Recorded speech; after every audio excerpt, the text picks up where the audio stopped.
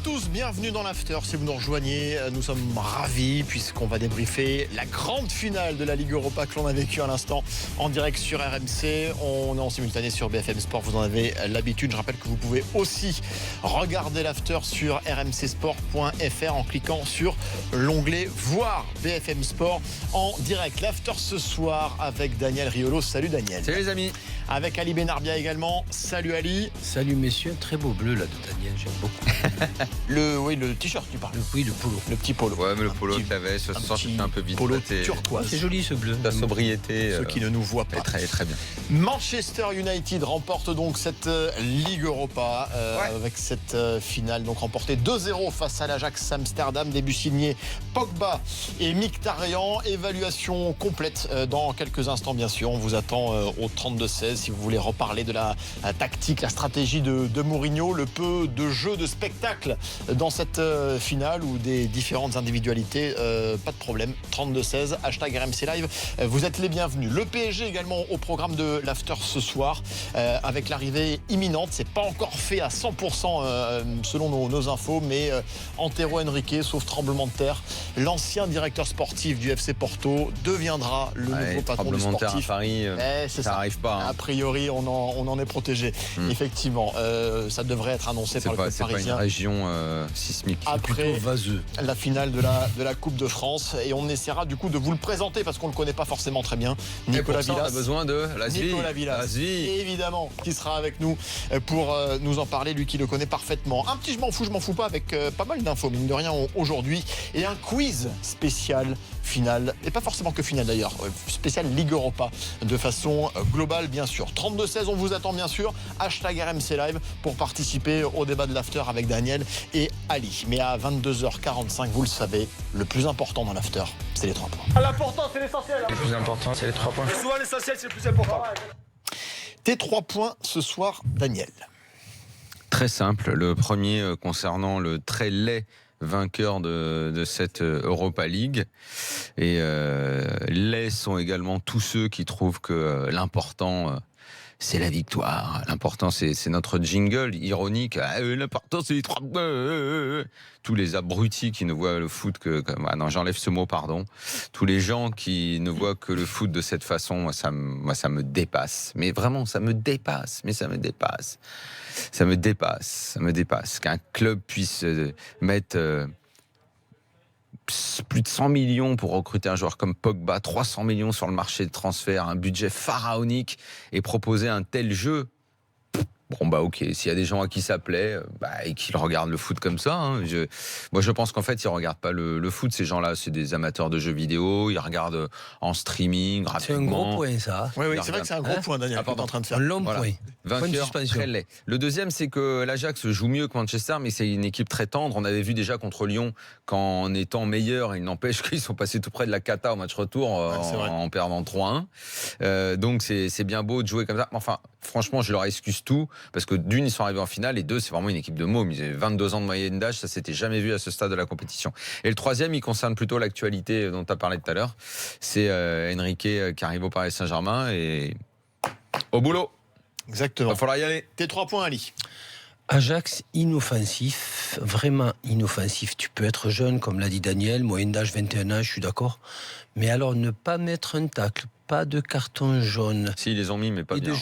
Non, pas d'agressivité et jouer tout le match de la même façon. Je me demande s'ils avaient un coach, parce que alors le coach, je peux te dire que tactiquement, il a rien changé alors qu'il se plantait. À l'Ajax, On passe. c'est immuable. Tu commences comme un match en 4-3-3, c'est toutes les Non, mais écoles, c'est l'école, elle joue comme C'est ça. pas le positionnement, c'est tu changes quelque chose, au moins si t'es pas bête quoi. Deuxième.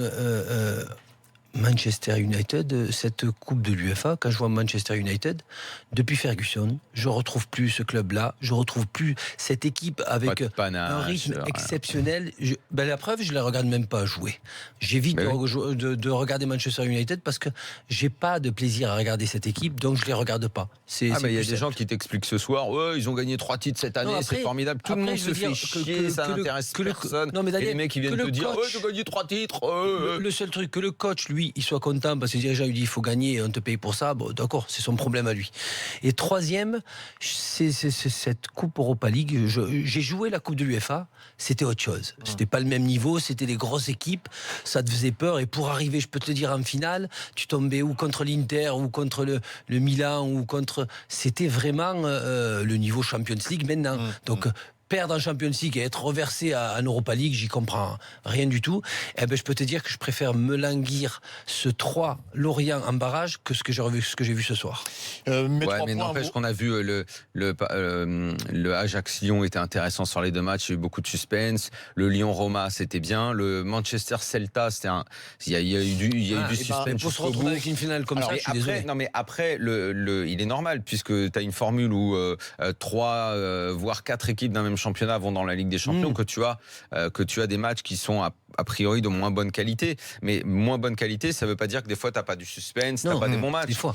Alors là, ce soir, c'était particulier. Parce que des finales de C3 sur les dernières années, on en a eu un paquet. On en a eu des belles. Magnifiques. C'est vrai. Là, celle-là, on s'en souviendra comme d'une horrible finale. Manchester, Lyon, Ajax, c'est très faible. Mais cette finale ce soir, elle est horrible parce que Manchester United est abominable à avoir joué. On va accueillir Philippe Auclair. Juste mes 3 points recoupent un petit peu les vôtres. L'obsession du résultat qui est hallucinante effectivement de José Mourinho, que ça aille à ce point-là, on n'est pas surpris, mais que ça arrive à ce point-là. Comme si tu es obligé de mal jouer pour gagner. Voilà, exactement. Je n'arrive pas à comprendre. Moi, sur le niveau de la Ligue Europa, je me pose quelques questions quand même, parce que c'est vrai qu'on a eu quelques matchs intéressants cette saison, mais j'ai jamais vraiment pris mon pied, franchement, cette année en Ligue Europa. Les matchs de Lyon, il s'est passé des trucs quand même. Ouais, mais parce que c'était Lyon, on était un petit peu sensible, etc. C'est toujours pareil. Normalement, tu es toujours un peu plus sensible si l'équipe qui joue te concerne. Mais moi, je vous trouve dur. Moi, je trouve que le niveau, alors je dis pas qu'il baisse, je trouve qu'il stagne. Alors que la Ligue des Champions explose. Si Lyon s'était retrouvé en finale, on aurait été bien à bloc. Et je pense même que Lyon aurait peut-être plus emmerdé Manchester. Absolument, mais pour te dire que déjà le niveau de Lyon n'arrive même pas à battre l'Ajax, ça veut dire qu'il faut qu'on progresse. Le troisième point me concernant, c'est le PSG. Je rejoins un petit peu Daniel sur l'arrivée d'Enrique qui va se mettre au boulot. Et surtout, c'est pas parce qu'il signe que le PSG a quelques garanties que ce soit en termes de réussite du mercato. L'argent ne fait pas tout. Et surtout, je pense que Enrique ne va pas avoir le même travail qu'il avait à Porto. On en reparlera tout à l'heure aux alentours de 23h20. Et je vais t'en rajouter, est-ce que c'est lui qui décidera tout seul? Ça aussi, ça sera autre chose. Une autre question.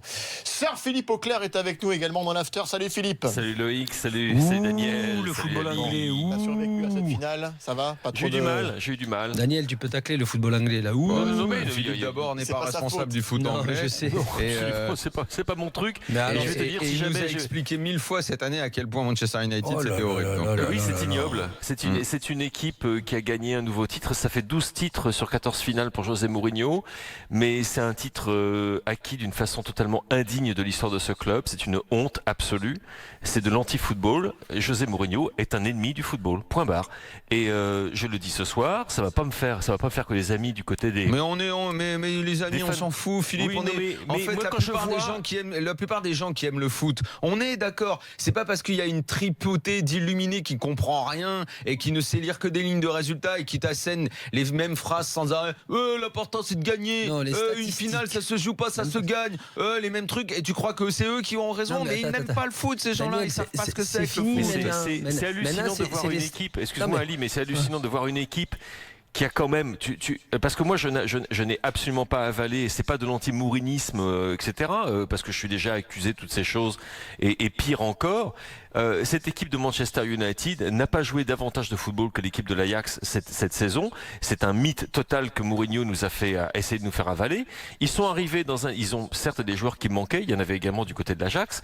Moi je vois une équipe de gamins face à une équipe d'internationaux, de gens qui ont joué des finales de Coupe intercontinentale. Un énorme club, Manchester United. Un énorme club. Et je vois, pour moi c'est le club de Best Lowe Charlton, c'est le club d'Eric Cantona, c'est le club de Van Nistelrooy, c'est le club de Roy Keane, c'est le club de Cristiano Ronaldo. C'est un club magnifique avec Ferguson. C'est un immense club. Bien sûr.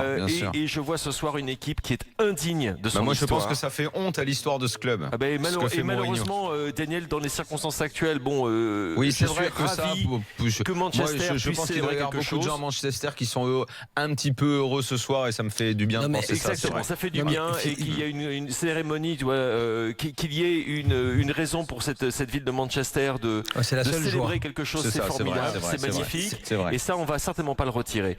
On ne parle que du football. Moi, je vois simplement une équipe de Manchester United. Alors certes, il termine, et c'est ça qui est extraordinaire, c'est que José Mourinho, mine de rien, il arrive dans ce club de Manchester United, il gagne. Le Community Shield, on n'en parle pas parce que c'est bon, le trophée des champions, c'est une épreuve une coupe de charité. Hein. Mais il gagne la League Cup, ce n'est pas rien. Et il gagne ensuite la Ligue Europa et donc qualifie son club pour la Ligue des Champions. Mais il ne faut peut-être pas qu'on oublie quand même que le fait qu'ils attendent de battre l'Ajax après avoir battu Celta de Vigo, qui est quand même pas la plus grande équipe de la Liga, pour se qualifier pour la Ligue des Champions, c'est un échec. Parce qu'ils terminent 6e du championnat. Donc qu'on n'essaye pas. Alors c'est formidable pour eux. Je suis ravi qu'on ait 5 équipes anglaises en Ligue des Champions l'année prochaine, même si je trouve ce règlement complètement débile. Mais peu importe.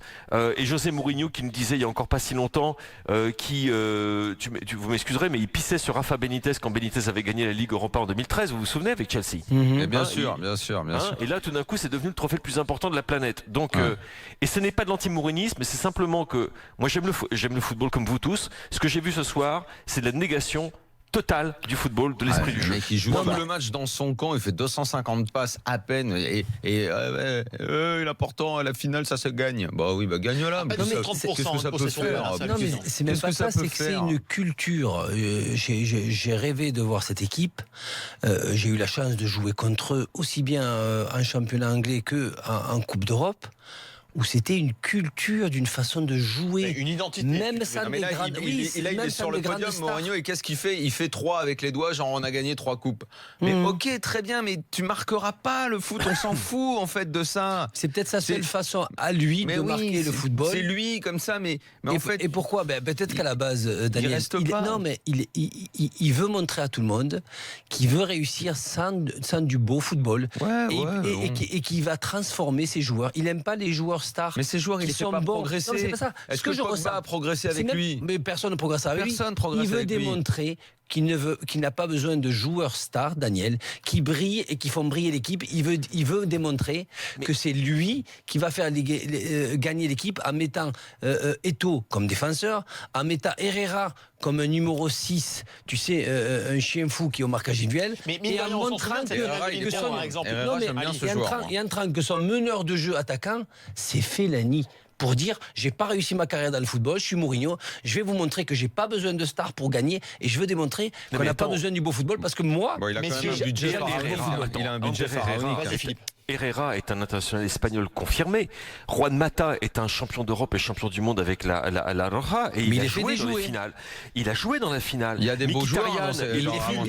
Il ne joue pas. Mkhitaryan est le plus grand joueur que l'Arménie ait jamais produit. Et était un joueur que l'on considérait absolument essentiel dans le Borussia Dortmund, qui avait menacé le Bayern en finale de la Ligue des Champions. Antonio Valencia est quand même le joueur que Alex Ferguson était désespéré d'aller chercher lorsque Cristiano Ronaldo est parti, et qui jouait attaquant. On parle d'internationaux. Moi j'aime bien, c'est un beau joueur de foot, mais c'est des beaux joueurs de foot. Il y a plein de beaux joueurs de foot. Marcus Rashford et le jeune anglais le plus talentueux de sa génération est un joueur qui a un potentiel absolument énorme. Sergio Romero, c'est pas n'importe quoi comme gardien. On dit De Gea s'en va, moi Romero il reste, il n'y a pas de problème. Mais tu regardes, et c'est ça le problème. Quand tu vois une équipe, moi je pense par exemple à l'Inter de Mourinho qui gagne la Ligue des Champions en 2010.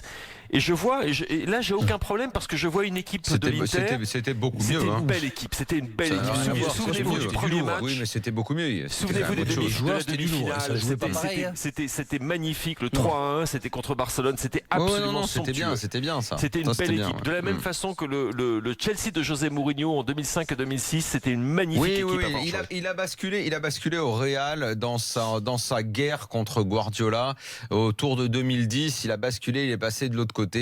Et là, c'est devenu insupportable. Mais avant, moi, j'ai adoré 1000 choses chez Mourinho avant. Alors, on va poursuivre dans les années 2000, j'adorais. Effectivement, comme tu dis, il y avait des matchs de Coupe d'Europe, des Chelsea-Liverpool, dont je me souviens encore. Extraordinaire. C'était extraordinaire. C'était génial. On va reprendre le débat dans quelques instants. On va marquer une petite respiration dans l'after. Il y a Guillaume, Christian, puisqu'on est à peu près tous d'accord autour de la table, même si on va essayer de, moi me concernant, j'essaie de faire l'avocat du diable quand même pour défendre José Mourinho. Il y en a plein qui sont pas d'accord avec vous, messieurs, qui vont vous le dire dire au 32-16 sur le hashtag ils sont déjà en train de nous démolir sur Twitter, je peux te le garantir. Voilà, ça, c'est pas un problème. Exactement, en restant évidemment courtois, bien sûr, dans l'after jusqu'à minuit. Tout à l'heure, on parle du PSG avec l'arrivée imminente d'Antero Henrique, a priori futur directeur sportif donc du club parisien. A tout de suite dans l'after sur RMC et BFM Sport jusqu'à minuit.